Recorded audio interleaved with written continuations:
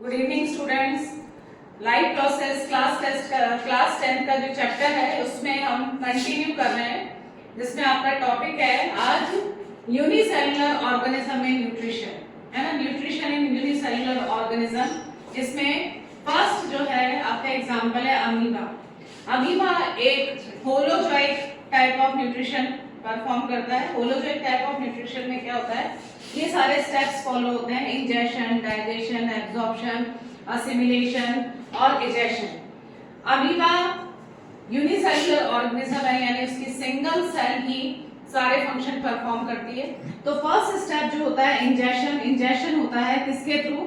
जिस डायरेक्शन में जो फूड है वो आ रहा होता है, उसी डायरेक्शन में जो इसके फॉल्स फीट है वो इंक्रीज हो जाते हैं, है ना। इनको बोलते हैं स्यूडोपोडिया या फॉल्स फीट। जैसे डायटम्स हैं, डेस्मिड्स हैं, इनके फूड पार्टिकल्स हैं, जिस डायरेक्शन में आ रहे होते हैं उस डायरेक्शन में फॉल्स फीट इंक्रीज होते हैं और फूड को इस तरह से इंगल्फ कर लेते हैं और फिर इनटेक कर लेते हैं। इंजेशन के बाद नेक्स्ट प्रोसेस है फूड डाइजेशन। इसमें जो फूड है वो अंदर आके फूड पार्टिकल्स का फॉर्म ले लेता है। फूड पार्टिकल्स जो हैं इसके अंदर फिर साइटोप्लाज्म के अंदर वेरियस एंजाइम्स होते हैं जो इसके अंदर जाके और कॉम्प्लेक्स सब्सटेंस को सिंपलर एब्जॉर्बेबल फॉर्म्स में चेंज कर देते हैं। तो इसके साइटोप्लाज्म में वेरियस एंजाइम्स होते हैं। यही तो होता है डाइजेशन। डाइजेशन का मतलब यही होता है कि जो कॉम्प्लेक्स सब्सटेंस है उसको सिंपलर सब्सटेंसेस में ब्रेक डाउन करना।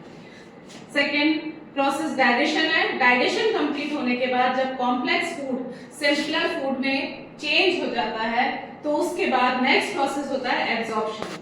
एब्जॉर्प्शन कहाँ होता है? ऑब्वियसली सेल है तो साइटोप्लाज्म के अंदर ही होगा।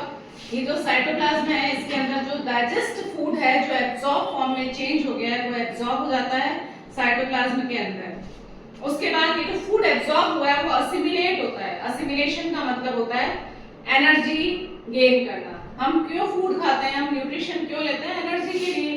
तो असिमिलेशन का मतलब ही यही है कि जो एब्जॉर्ब्ड फूड है उसको यूटिलाइज किया जाता है एनर्जी यूज करने के लिए, एनर्जी गेन करने के लिए, और इससे जो अमीबा है उसका साइज इंक्रीज हो जाता है। तो असिमिलेशन का मतलब ये होता है। उसके बाद जो अनडाइजेस्टेड फूड पार्टिकल्स हैं वो सेल मेम्ब्रेन के पास में आ जाते हैं और फिर इसको बाहर की तरफ एडजस्ट कर दिया जाता है।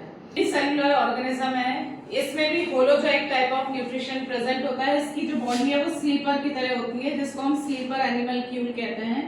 इसकी बॉडी में ये साइटोप्लाज्म है और यहाँ पे माउथ डिप्रेशन होता है जिसके अंदर माउथ और एनल पोर दोनों प्रेजेंट होते हैं।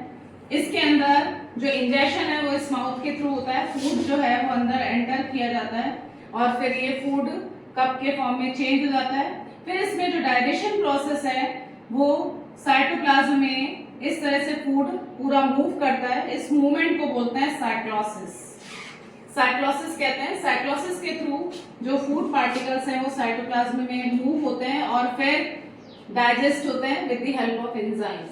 आफ्टर डाइजेशन एब्जॉर्प्शन होता है साइटोप्लाज्म के अंदर, इसको एनर्जी गेन करता है ये, और फिर जो अनडाइजेस्टेड पार्टिकल है वो यहाँ पर जो एनल पोर है उसके थ्रू और विद द हेल्प ऑफ सीलिया इसको बाहर निकाल दिया जाता है। तो जैसे अमीबा में स्यूडोपोडियाज होते हैं वैसे पैरामीशियम में सीलिया होते हैं जिसमें टू एंड फ्रो मूवमेंट होता है, जिसके थ्रू जो फूड पार्टिकल्स हैं उसको इंजेस्ट किया जाता है। कल हम मल्टी सेलुलर ऑर्गेनिज्म में न्यूट्रिशन के बारे में पढ़ेंगे। Thank you.